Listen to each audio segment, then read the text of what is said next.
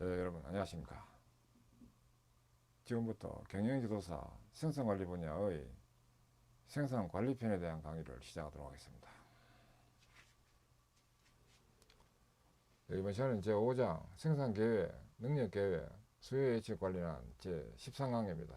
수요예측과 그 다음에 기출 예상문제에 대한 내용을 같이 검토해 학습해 보도록 합니다. 수요예측입니다. 먼저 수요예측의 의의로서 수요예측은 특정 제품이 언제, 얼마나 고객으로부터 수요가 있을 것인가를 미리 추정하는 것입니다. 언제는 시기를 말하고 얼마나 하는 것은 양을 말합니다. 수요 예측의 역할은 불확실한 여건을 전제로 기업의 미래지향적 의사결정을 효과적으로 실현하기 위한 여건 변화에 대한 정보 제공에 있습니다. 수요 예측 시 고려사항입니다. 이는 크게 이제 세 가지인데, 정확성과 계산의 단순성과 변동에 대한 감응률입니다. 이 암기법은 정단감 세 가지입니다. 수요 예측으로 기대되는 효과입니다.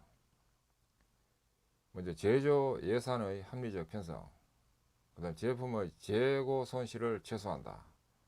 그 다음에 불필요한 설비 투자를 방지한다.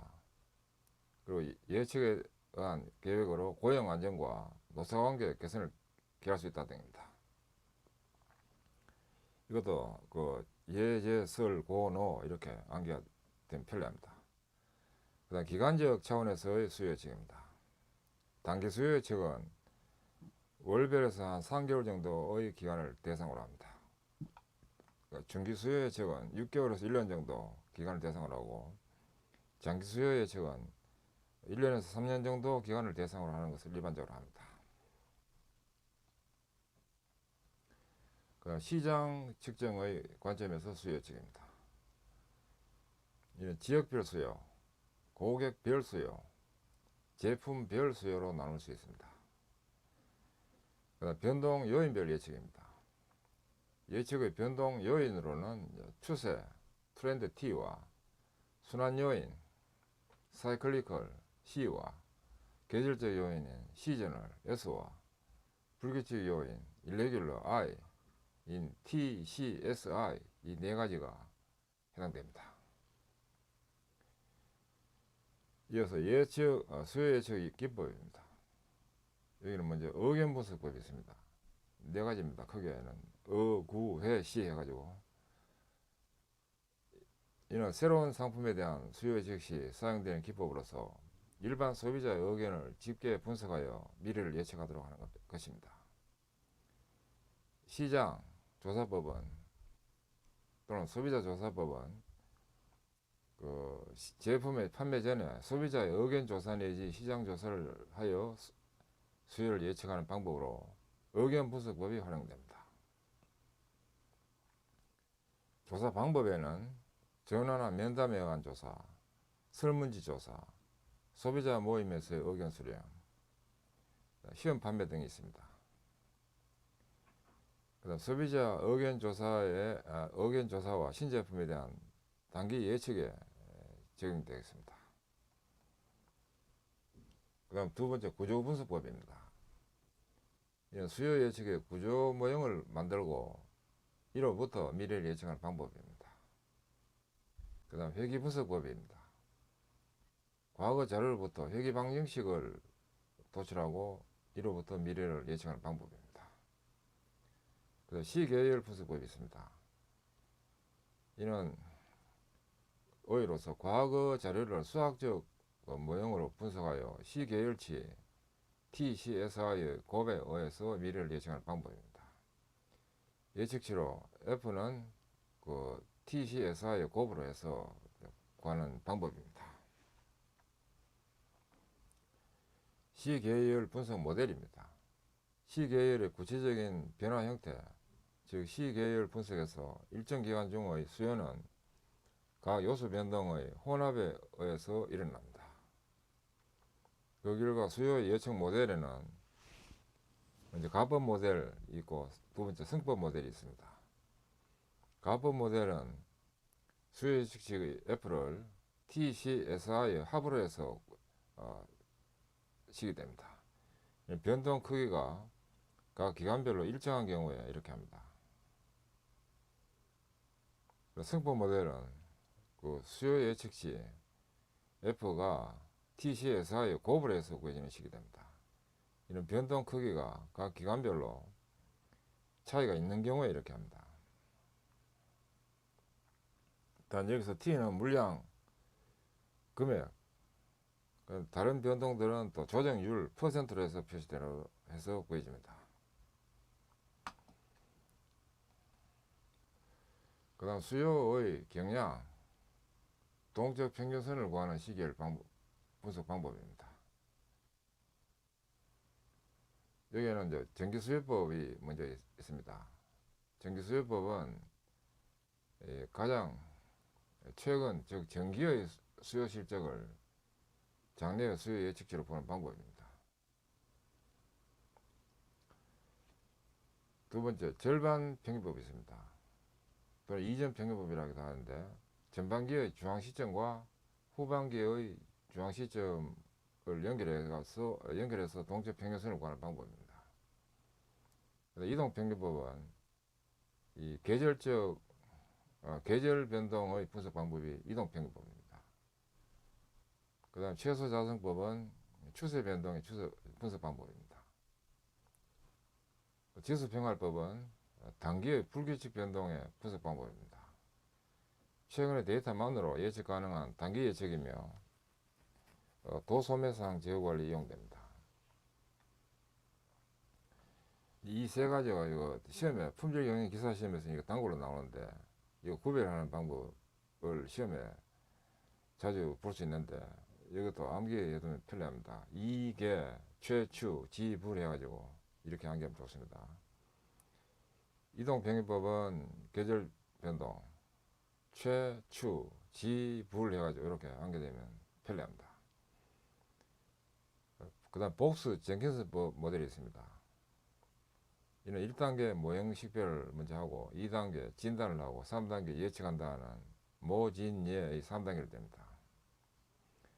그 직관력에 의한 수요 예측 기법입니다. 직관력에 의한 수요 예측 기법에는 그 네 가지가 있습니다. 이걸 델판 경위 이렇게 되는데 첫째 델파이법부터 시작됩니다.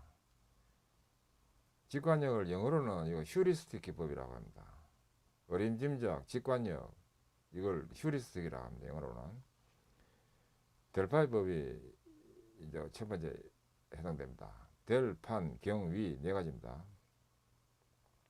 델파이법은 개념이 인간의 직관력을 이용해서 장래를 예측하는 직관적 예측 방법으로 신제품 개발, 신시장 개척, 신설비 취득, 전략 결정 등 중장기 예측에 이용됩니다.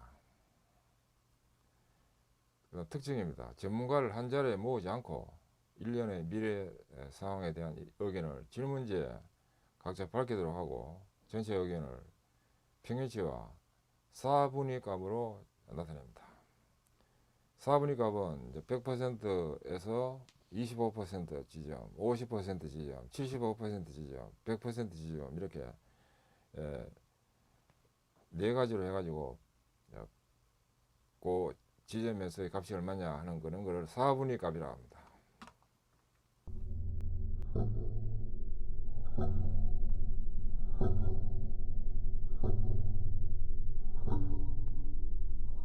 그 다음 수요 예측 기법 선정입니다. 첫째, 예측의 정확도와 예측 비용 관점입니다. 도표 9는 수요 예측의 정확도와 예측 비용 간의 관계를 그림으로 표시해서 보면 가로축이 정확도가 되고 우측으로 갈수록 높습니다. 세로축은 비용입니다. 위로 갈수록 높은데 이 경우에 그래프가 보면 이 그래프는 예측 비용입니다. 반면 이 그래프는 이제 비정확성에 의한 비용이 되겠습니다. 정확도가 높으면 높을수록 비정확성의 비용은 떨어집니다. 한편 예측에 드는 비용은 늘어납니다. 정확 높을수록.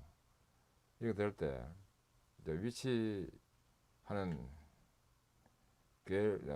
수요체 기법으로 단순 시계열이 가장 아래쪽에 있고, 그 다음에 시계열, 회기, 계량 모형 이렇게 점점 높아집니다. 단시 회계 이렇게 됩니다. 요 위치를 알아야 됩니다. 단시 회계 이렇게 됩니다. 그 다음에 수요 예측 기법 분류입니다. 이는 먼저 정성적 기법, 일명 질적 기법이라고 하는데, 이는 델파이퍼, 시장조사, 전문가 의견 해가지고 델시전 세 가지입니다. 그 다음 시계열 기법에는 이동평균법, 지수평활법, 복스 젠킨스법, X2법, 추세 예측법이 있습니다. 이지복 X추 해가지고 이지복 X추 이렇게 됩니다. 인과형 모형에는 계량 경제 모형과 여기에는 회계 분석 기법가 포함됩니다. 계량 경제 모형과 선도 지표 방법이 있습니다. 인과형 기법에는 개, 선 이 두 가지가 입니다. 이 내용은 중요하기 때문에 잘 이거 파악해 두고 있어야 됩니다. 그 다음 제품 수명 주기와 예측 방법 선정입니다. 이 경우에는 개발기에는 델파이버, 유사 제품 비교 분석, 산업 영화 분석, 전문가 의견 조사 이런 것들이 쓰입니다. 그 다음 시험 및 도입기에는 소비자 조사, 시장 조사, 실험 계획, 성장기에는 X2법, 추세 예측법, 시장 조사, 고객 설문 조사, 그 다음에 안정 및 성숙기에는 시계열 분석법, 인과형 모형, 단순 지수 평활법인데, 현재 이제 이 내용에 대해서는 아직 시험에 출제되지는 않았습니다. 그래서 혹시 출제될지 모르기 때문에 암기법을 필요하다면 도입하면 더 편리합니다. 암기법 없는 상태에서 이거 적기는 좀 곤란합니다. 그래서 암기법을 대비하고 있으면 적을 수 있겠습니다. 아직 시험에 나온 적은 없습니다. 이동평균법입니다. 이동평균법은 가장 널리 알려진 방법 중에 하나인데, 이동평균법은 평균의 계산 기간을 순차로 한 개 항씩 이동시켜 가면서 기간별 평균을 계산하는 방법입니다. 여기서는 가장 오래된 데이터는 제거시키고 가장 최근 데이터로부터 평균 예상치를 구합니다. 이 방법은 물가 변동을 완화하여 평균화하는 장점이 있으나 매입 횟수가 빈번하면 계산의 복잡성과 계산 공수가 많아진다는 단점이 있긴 합니다. 그 다음에 여기 관련해서 먼저 가장 간단한 단순 이동 평균법입니다. 여기는 방법 1과 방법 2가 있습니다. 일반적으로 위에 있는 방법 1이 주로 많이 쓰입니다. 간단하기 때문에. 과거 여러 기간의 시적치에 동일한 가중치를 부여하여 이동 평균을 구합니다. FT, 이 차기 예측치입니다. 차기 예측치는 FT로 표기하는데, 이는 n분의 시그마 i 그 1부터 n까지 a t-i 이렇게 됩니다. a t-i는 t-i 기간의 실적치입니다. n은 기간수를 나타냅니다. 이거 어떻게 활용되는가는 예제를 통해서 보도록 합니다. 방법 2입니다. 차기 예측치를 현 시점에서 가까운 n개 데이터를 평균해서 차례로 구해 나가는 방법입니다. 이 경우는 식이 조금 위하고 대비해서는 좀 복잡합니다. FT 플러스 1이 이게 차기 예측치인데, FT 플러스 1이 차기 예측치로서 이는 FT 단기 예측치에다가 플러스 n분의 xt 마이너스 xt 마이너스 n으로 해서 구해집니다. FT 플러스 1이 이게 차기 예측치로서 표기가 된 것이고, FT는 단기 예측치로서 n분의 시그마 i 꼴 t 마이너스 n 플러스 1에서 t까지의 xi로 해서 구한값을 n은 나눠서 구한다 이 뜻이 이제 이 식입니다. 그 단기 예측치가 ft고 xi는 실측치입니다. 그 다음에 n은 이동 평균 항수로 됩니다. 이것도 이 식만 제시해 가지고는 좀 어렵고 이거 예를 통해서 보도록 합니다. 이동평균법의 단수 이동평균법의 장점입니다. 이 전체의 추세를 알 수 있고 이해하기 쉽고 계산이 용이하다. 단점은 계절 변동이나 경기 변동을 충분히 알 수 없다. 그 다음에 과거의 수요 추세가 선형과 차이가 있을 때는 정확성이 감소된다. 그 다음 평균 대상 기간과 가중치 결정 기준이 없다. 그 다음에 수학적 모델화를 할 수 없다 등입니다.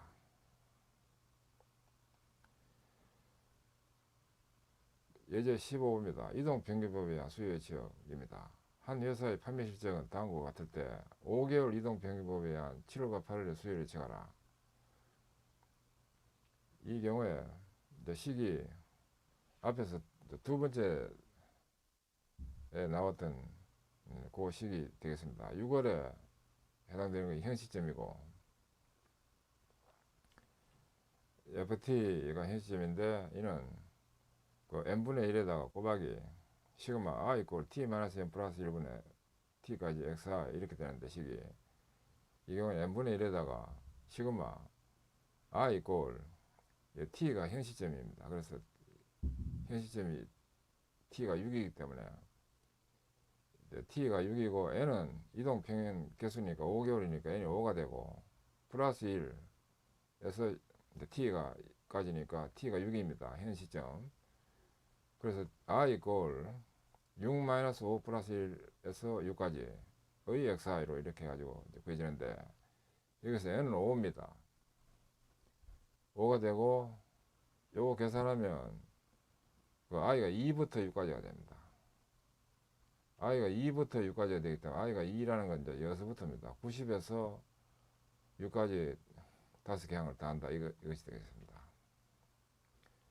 이렇게 해가지고 그 FT가 6월 달에 현 시점에 해당되는 FT가 계산됩니다.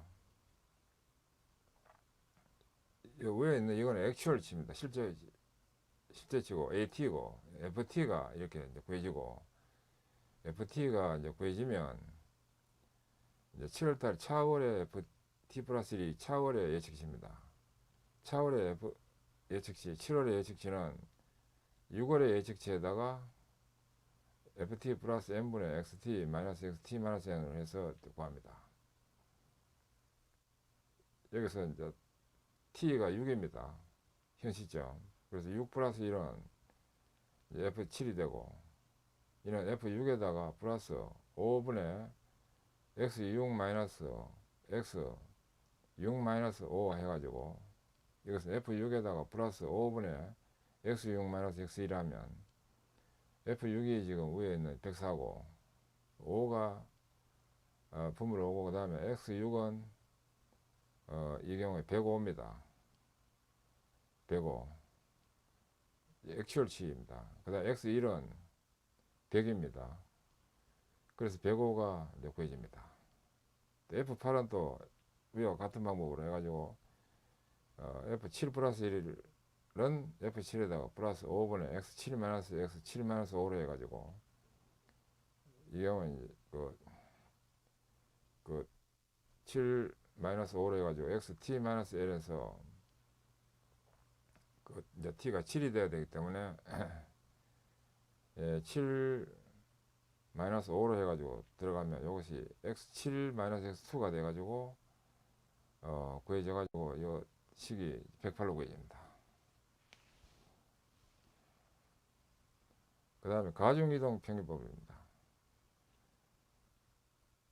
가중이동 평균법은 방법 1로서 예측 정확성을 위해서 최근 실적치에 높은 고가중치를 부여해서 이동 평균을 산출하는 방법입니다. 실제 가중치가 주어지지 않는 경우는 FT는 차기 예측치입니다. n분의 시그마 A t-i 플러스 s ni 이렇게 해서 구합니다. 그래서 ft는 차기의 즉시고 s는 기울기입니다. 슬로프 이런 뜻인데 기울기로서 시그마 w t-i의 제곱 분의 시그마 a t-i 곱하기 wt-i 이렇게 해서 구합니다. n이 홀수일 때 ni는 2분의 n 플러스 1로 구합니다. 가중치가 주어지는 경우입니다. ft는 시그마 i 그 1부터 n까지 a t-i w t-i로 해서 구합니다. 여기서 ft는 차기의 즉시입니다. 일반적으로 ft는 다 차기의 즉시로 하는데 앞에서 본 그 이동평면에 나왔던 예제식은 유일하게 차기의 즉시가 ft 플러스 1이었습니다. 가중치합 시그마 wi는 1입니다. 그 다음에 방법 2로서 최근 자료일수록 보다 중요하게 취급하는 즉 가중치를 부여해서 시세에 민감하게 반영할 수 있도록 한 방법이고, 가중 이동평균법에 의한 수요 측치로는 FT는 차기의 측치입니다. 이는 X바 플러스 SN으로 해서 구합니다. 차기의 측치 FT고, 그 다음에 그 S는 이거 슬로프로서 기울기 또는 시세치라고 하는데, 기울은 S로 표기됩니다. S는 시그마 WI 제곱분의 시그마 WI XI로 해서 구합니다. 그 WI는 여기서 가중치를 말하고 웨이트 의미가 있는 가중치, XI는 수요의 양이고, N은 가중치가 0이 되는 달로부터의 개월 수를 각각 의미합니다. 예제 16입니다. 가중 이동 평균법에 의한 수요 예측입니다. 다음 어느 회사의 판매 실적이 나타낸 것이다. 이 회사의 8월의 판매량을 가중 이동 평균법에 의해서 구하라. 8월에 요 이제 예측치를 이제 구하는 겁니다. 먼저 시세치 S를 먼저 구하도록 합니다. 표 2는 가중 이동 평균법을 하기 위한 계산표입니다.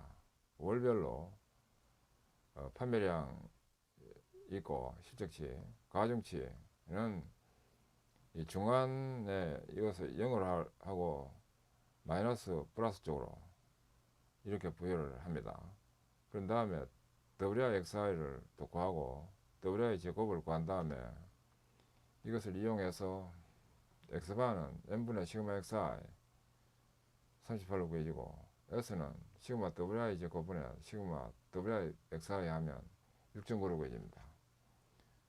따라서 8월의 FT는 X바 플러스 SN으로 하면 65.6이 구해집니다. 그 다음 이동평균법의 특징입니다. 장점은 간단하고 이해 용이하다.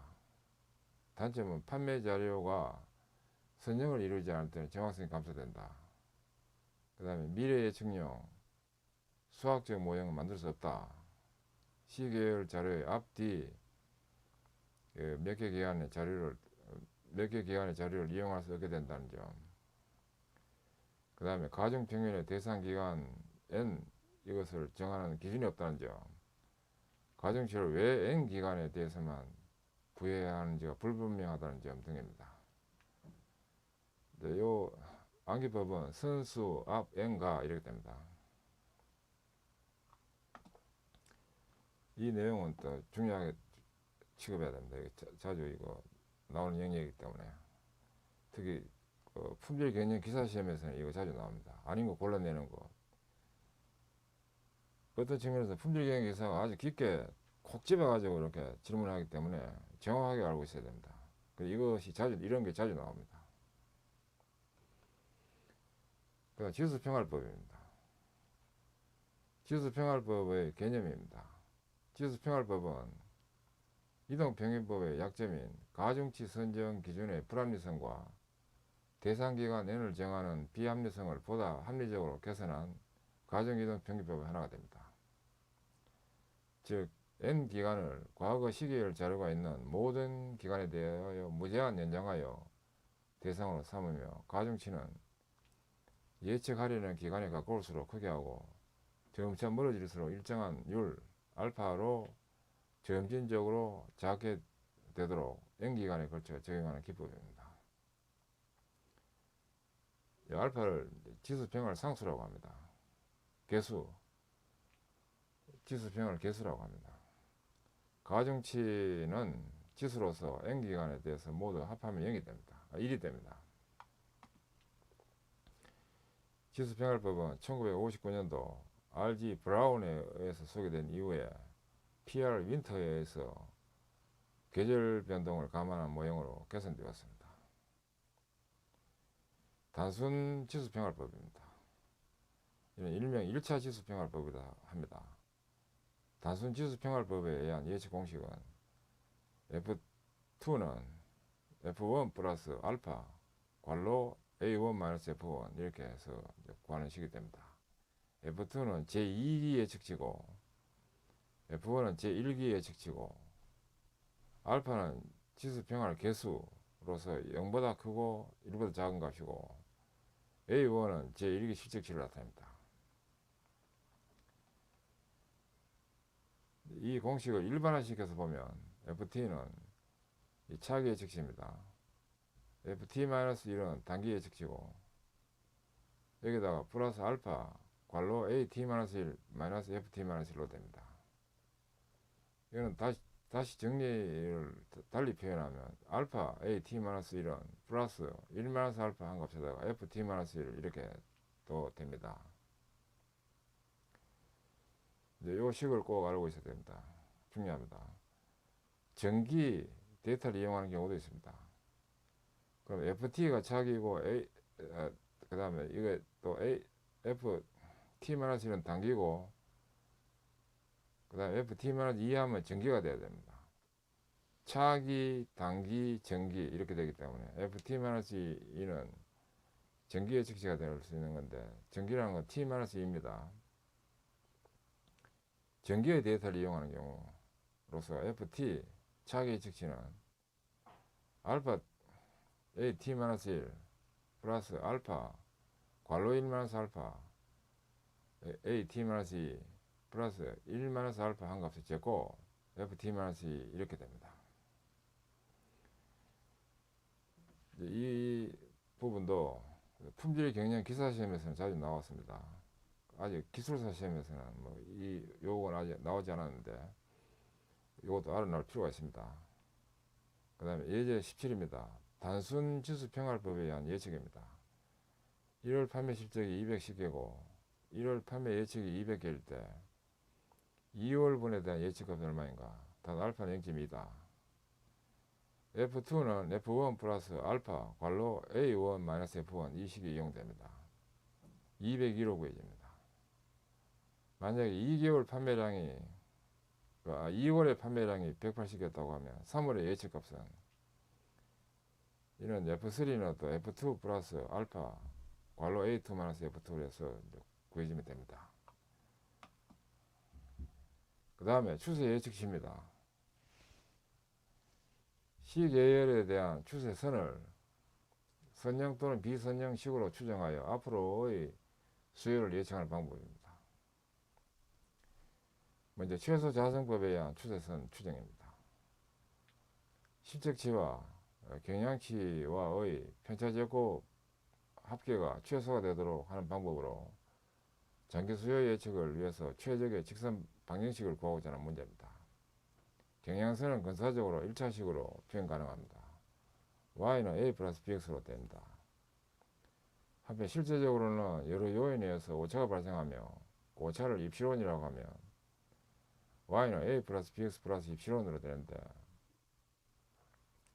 이제 그 편차 제곱을 해가지고 y에다가 a 플러스 bx를 뺀 이것이 입시론이 되기 때문에 편차라는 것은 입시론입니다. 입시론의 제곱에 대한 합이다. 이게 바로 편차 제곱합입니다.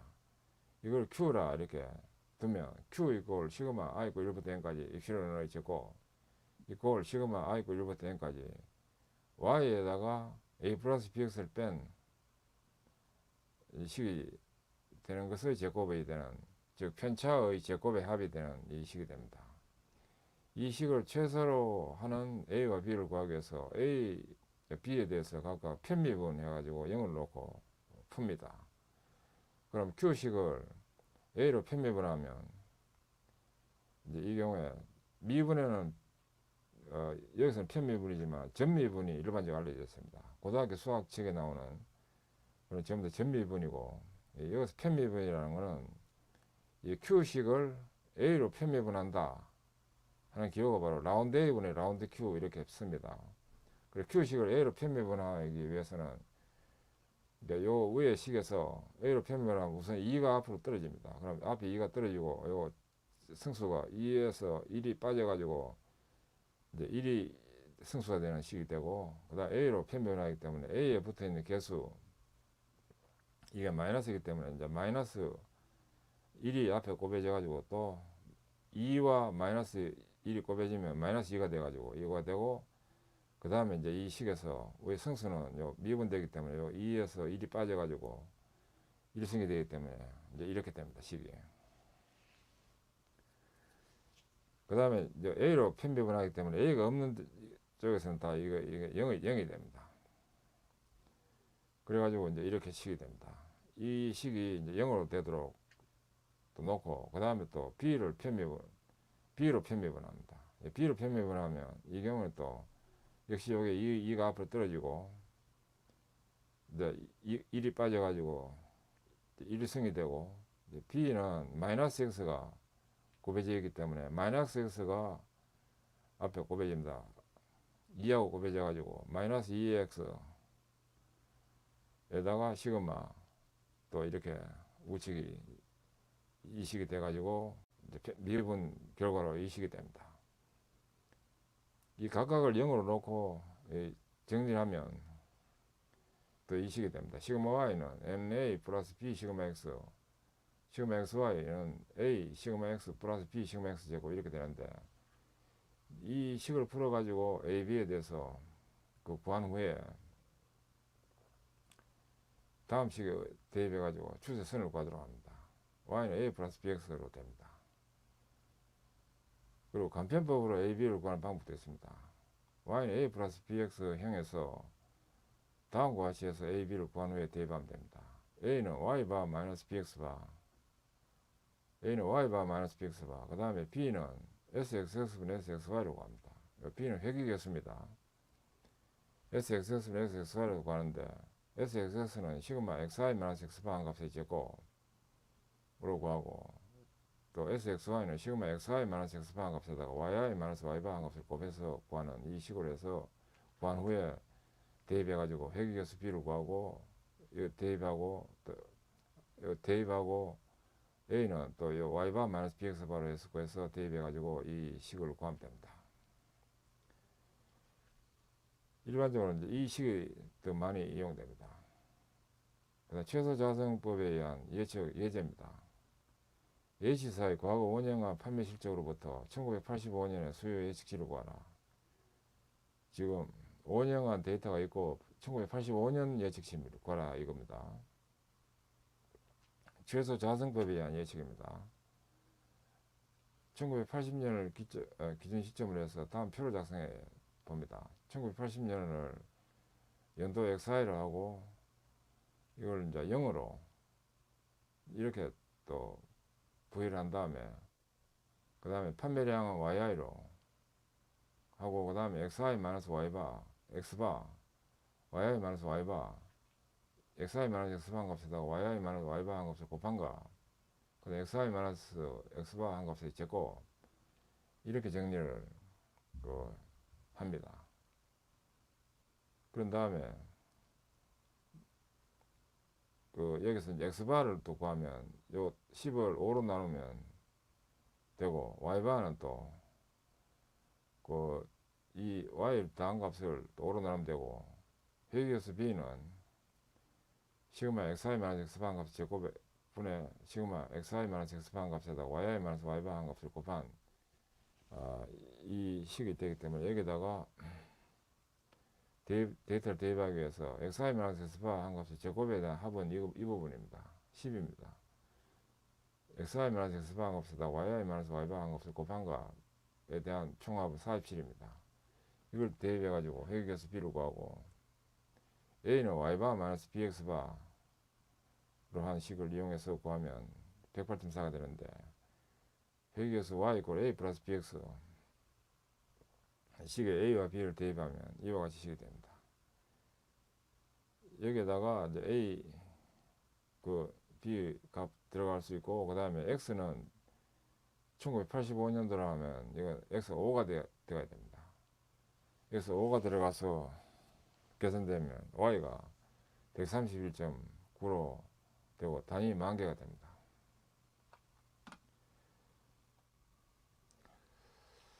이어서 기출 예상 문제 및 차관점입니다.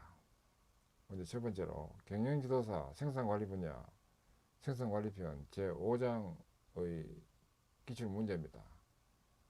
1번 문제로서 대량 생산 시스템의 일정 계획과 개별 생산 시스템 일정 계획 차이점.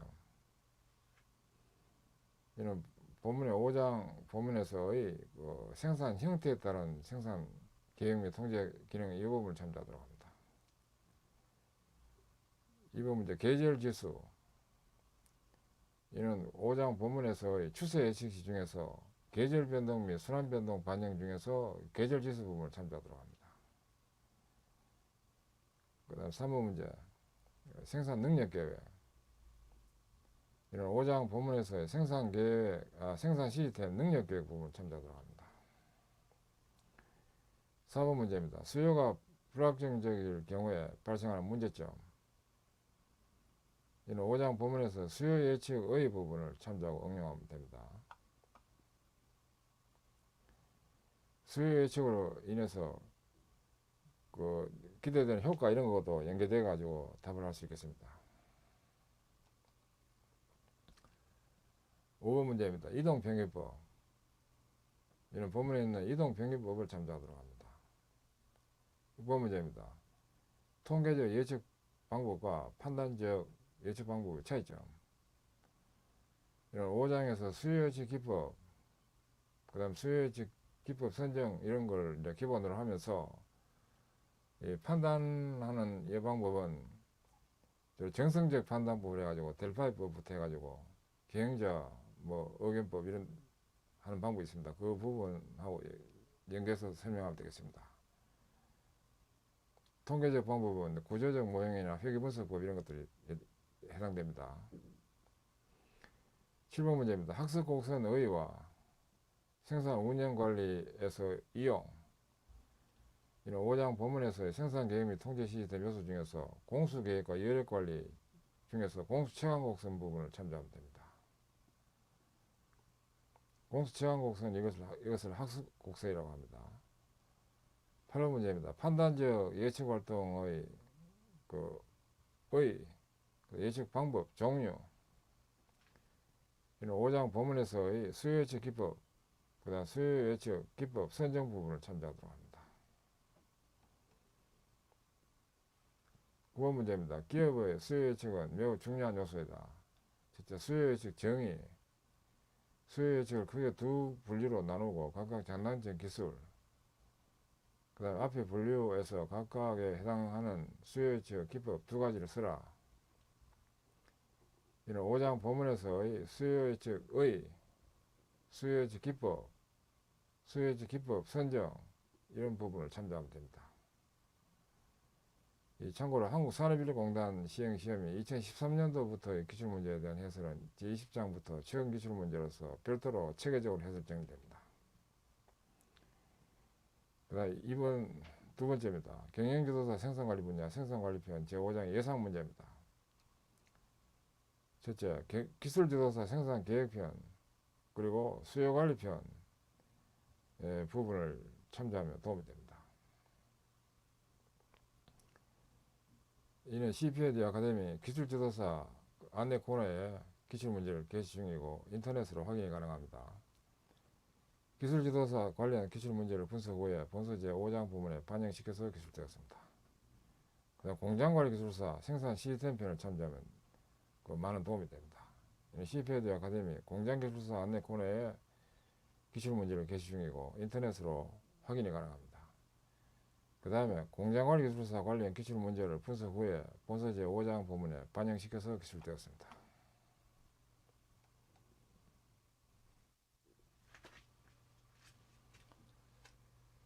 예, 지금까지 학습하시느라 수고하셨습니다. 감사합니다.